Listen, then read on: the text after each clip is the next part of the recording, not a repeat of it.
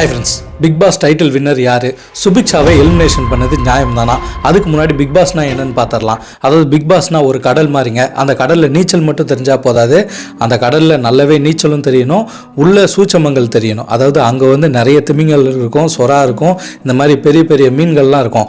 அவங்கக்கிட்டலாம் சிக்காமல் தன்னோட நேர்மையான வழியிலே போராடி இன்றைக்கி முன்னுக்கு வந்திருக்கவர் தான் கானா வினோத் அவர்கள். கானா வினோத் அவர்களை பற்றி நம்ம பார்க்க போகிறோன்னா, அவரோட வாழ்க்கை பார்த்திங்கன்னா ராயபுரத்தில் ஆரம்பிக்குது. அங்கேருந்து அவர் பார்த்தீங்கன்னா பட்டன் செல்லேருந்தே அவரோட கானாவை ஸ்டார்ட் பண்ணிட்டார். அதாவது சிடி காலத்துலேருந்தே சிடி போட்டு பல பாடல்கள், எக்ஸாம்பிளுக்கு சொன்னால் லைசன்ஸ் இல்லாமல் வண்டியை ஓட்டாத, இந்த மாதிரி நிறைய பாடல்கள் சொல்லலாம்.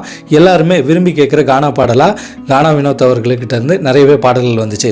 அந்த பாடல்களை கேட்ட பிறகு அவரும் சினிமாவில் இறங்கினார், சினிமாவில் பாடல்கள் பண்ணார்.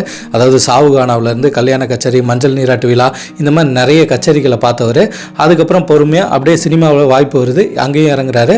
அவங்க வீட்டில் முக்கியமாக அவங்க பேரண்ட்ஸை பற்றி சொல்லி ஆகணும். அவங்களோட அம்மா அதாவது கச்சேரி முடிஞ்சு எத்தனை பேர் வந்தாலும் சரி, அத்தனை பேருக்கும் சாப்பாடை பகிர்ந்தளிக்கிறவங்க, அன்னதானம் போடுறவங்கள சிறந்தவங்கன்னு சொல்லியிருக்காங்க. ஸோ எல்லாருக்குமே சாப்பாடை கொடுத்துருக்காங்க. அவருக்கு மட்டும் தாயாக இல்லாமல் அவரோட சுற்றி வட்டாரத்தில் அவரோட நண்பர்களுக்கும் சேர்த்து, இப்போ ஒரு ஃப்ரெண்டை ஒரு வீட்டுக்கு கூப்பிட்டு வந்தாலே இவனை ஏன்டா கூப்பிட்டு வந்த இந்த நேரத்தில்னு கேட்பாங்க. அப்படி இருக்க தாய்மார்கள் மத்தியில் இவங்க கச்சேரியிலேருந்து பாடிட்டு, அதாவது சாப்பாடு எங்கேயும் கிடைக்காம தன்னோட வீட்டுக்கு யார் வந்தாலும் சரி அவங்களுக்கும் சாப்பாடு கொடுத்துருக்காங்க. அதுக்கப்புறம் காலப்போக்கில் அவருக்கு கல்யாணமும் நடந்திருக்கு.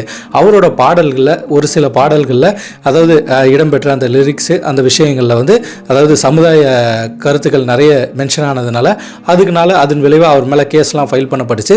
அதுக்கப்புறம் சினிமாக்குள்ளே என்ட்ரி ஆகிறாரு. சினிமாவில் நிறைய பட வாய்ப்பும் வருது, பாடலும் பாடுறாரு.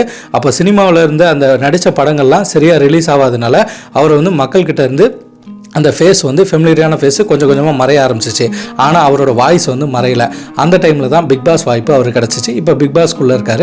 பிக் பாஸ்க்குள்ளேயும் பார்த்தீங்கன்னா அதாவது நிறைய பேர் நிறைய வார்த்தைகள் விடுவாங்க, ஆனால் இவரும் வார்த்தையை விடுவார். ஆனால் அந்த வார்த்தையெல்லாம் ஒரு கலாய்க்கிற தோணையில் தான் இருக்குமே தவிர இன்னொருத்தரை கோவப்படுத்துகிற மாதிரி இருக்காது. அதாவது இவர் இந்த வாட்டர் மிலானை பற்றி கலாய்ச்சாலும் அதுலேயும் ஒரு சிரிக்கும் தருவாயில் தான் இருக்கும். அது மட்டும் இல்லாமல் கோபம் வந்தாலும் அதிகமாக வரும், அன்பு காட்டுறதுலையும் அடிச்சுக்க முடியாது. இந்த அளவுக்கு அதாவது ராயபுரத்துலேருந்து இன்றைக்கி பிக் பாஸ் வரைக்கும் அவரோட பாடல் ஃபேமஸ் ஆகி இன்னைக்கு திரையுலகத்துக்குள்ளே வந்திருக்காருன்னா அது எவ்வளோ பெரிய விஷயன்றதை நம்ம புரிஞ்சுக்கணும். இப்பேற்பட்டவர் வின்னரானா மிகச்சிறப்பாக இருக்குன்றது தான் பொதுமக்களோட கருத்தும் கூட, நம்மளோட எண்ணமும் கூட. இவர் கட்டாயம் இந்த பிக் பாஸில் வின் பண்ணுறதுக்கு 100% சான்ஸ் இருக்குது.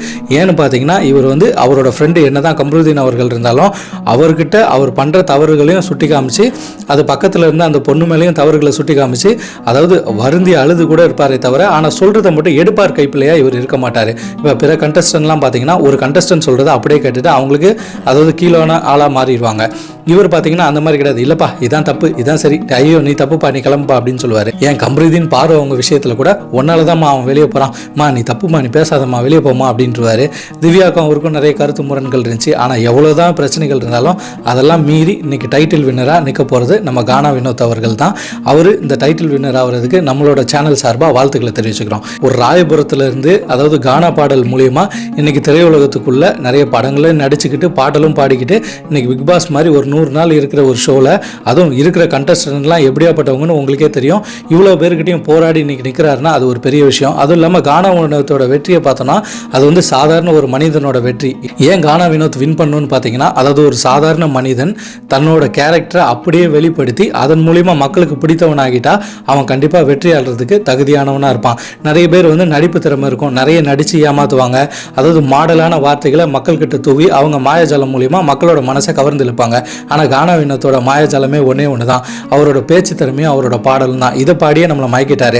அந்த ஷோக்கு நடுவில் ஏதாச்சும் ஒரு சின்ன பாடல் பார்த்தினா கூட இப்படியெல்லாம் பாட முடியுமா அப்படின்னு ஒரு ஆச்சரியமாக இருக்குது. ஏன் உதாரணத்துக்கு சொன்னால் சபரியோட அவங்க அக்கா வந்திருந்தாங்க, அந்த டைமில் எல்லாரையும் மனகுருகி அழுவே வச்சுட்டாரு. அந்த அளவுக்கு அவரோட பாடல் இருந்துச்சு.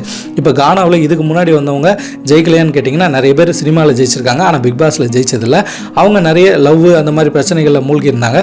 ஆனால் கானா வினோத் அவர்கள் இங்கே அந்த மாதிரி எந்த பிரச்சனையிலும் சிக்காமல் தான் ஒரு தனியாளாக நின்று இன்னைக்கு வெற்றி பெறுறதுக்கு நோக்கி பயணிச்சிட்டு இருக்காரு. ஸோ அவர் வெற்றி பெறுவதற்கு நம்மளோட முழு மனத்தோட வாழ்த்துக்களை தெரிவிச்சு. இப்போ சுபிக்ஷாவோட எவிக்ஷன் நியாயம் தானான்னு கேட்டால் அது எந்த அளவுக்கு நியாயன்றதை நம்மளால் புரிஞ்சிக்கவே முடியல. ஏன்னு பார்த்தீங்கன்னா நிறைய கண்டஸ்டன்ட் உள்ளே உட்காந்துட்டு தூங்கிட்டு இருக்காங்க, எதுவுமே பண்ணுறதில்ல. டாஸ்க்னா கூட ஒரு டாஸ்க்கை எவ்வளோ சீரியஸாக வச்சாலும் அந்த சீரியஸை காமெடி பண்ணி சிரிக்கிற கண்டஸ்டன்ட் தான் இருக்காங்க. அதாவது உடல் வலிமையாகட்டும் சரி, அதாவது மேலே வேறு விஷயங்களை யோசிக்கிற விஷயங்களாகட்டும் சரி, சுபிக்ஷா பர்ஃபெக்ட் பர்ஃபெக்டாகவே பண்ணுவாங்க. என்ன ஒன்றே ஒன்று அந்த பீட் பாக்ஸ்னு அந்த பாடல்கள் மட்டும் பண்ணிக்கிட்டு மியூசிக் மட்டும் கொடுத்துட்டு இருந்துட்டாங்கன்னு வெளியே சொல்கிறாங்க. ஆனால் அதையும் தாண்டி உள்ளே நிறைய பண்ணியிருக்காங்க. அது சரியாக எந்த அளவுக்கு காமிக்கப்பட்டிருக்குன்னு நம்மளுக்கு தெரிய வரல.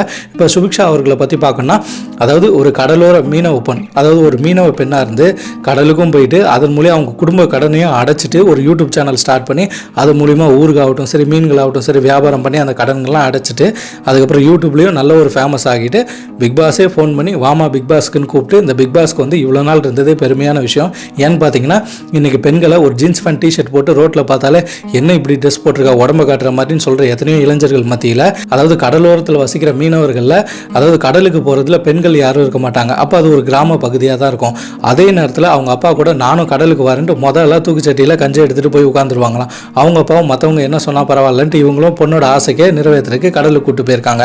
அப்பாவுக்கு வந்து ஹெல்ப்ஃபுல்லாகவும் இருந்திருக்காங்க. அப்போ ஊர் எவ்வளோ பேசியிருக்கோம், என்னப்பா பொண்ணை ராத்திரி நேரம் கடலுக்கு கூப்பிட்டு போகிற, இதெல்லாம் ஒரு நல்ல விஷயமான்ட்டு நிறைய விஷயங்களை கேட்டிருப்பாங்க. ஆனால் அவ்வளோ விஷயங்களையும் தாங்கிக்கிட்டு இன்றைக்கி முன்னோக்கி வந்து ஒரு பிக் பாஸ் போன்ற, அதாவது ஒரு பெரிய தொலைக்காட்சியில் நடக்கிற இந்த ஷோவில் கலந்துக்கிட்டு இந்த அளவுக்கு போராடி வந்ததே ஒரு பெரிய விஷயம். ஏன்னா அவங்க இதை வந்து எவிக்ஷன் நினச்சிக்க தேவையில்ல. ஒவ்வொரு மனுஷனும் தோல்வி தான் வெற்றிக்கு முதல் படியாக அமையும். இந்த எவிக்ஷன் வந்து அவங்க ஃபேஸை வெளியே காமிச்சிட்டாங்க. அவங்க திறமைகள் என்ன இருக்குன்னு தெரிய ஆரம்பிச்சு. இதன் மூலிமா அவங்களுக்கு பட வாய்ப்போ இல்லை அவங்க வாழ்க்கையில் மேன்மேலும் வளர்கிறதுக்கு நம்ம சேனல் சார்பாக வாழ்த்துக்களை தெரிவிச்சுப்போம். இப்போ நீங்கள் ரெகுலராக பிக் பாஸை பார்த்துட்டு இருக்கீங்கன்னா நீங்கள் சொல்லுங்கள், கானா வினோத் அவர்கள் டைட்டில் வின்னருக்கு 100% தகுதியானவர் தானா, சுபிக்ஷா எவிக்ஷன் ஆனது நியாயம் தானான்ட்டு நம்ம கமெண்ட் பாக்ஸில் சொல்லுங்கள். இதே போன்ற பிக் பாஸ் சார்ந்த செய்திகள் மட்டும் இல்லை, சமூகம் சார்ந்த ட்ரெண்டிங் செய்திகள் எதுவாக இருந்தாலும் நம்ம சேனல் வாயிலாக நீங்கள் தெரிந்து கொள்வதற்கு த மிதுன் ஸ்டோரி சேனலை சப்ஸ்கிரைப் பண்ணுங்கள், ஷேர் பண்ணுங்கள், லைக் பண்ணுங்கள். நீங்கள் பண்ணுற ஷேரு சப்ஸ்கிரிப்ஷன் லைக்கில் மட்டும்தான் அடுத்தடுத்த வீடியோ போடுறதுக்கு எனக்கு உந்துதலாக இருக்கின்றது என்றைக்குமே மறந்துடாதீங்க. நான் உங்கள் மிதுன், அடுத்த காணொளியில் சந்திப்போம். பாய்.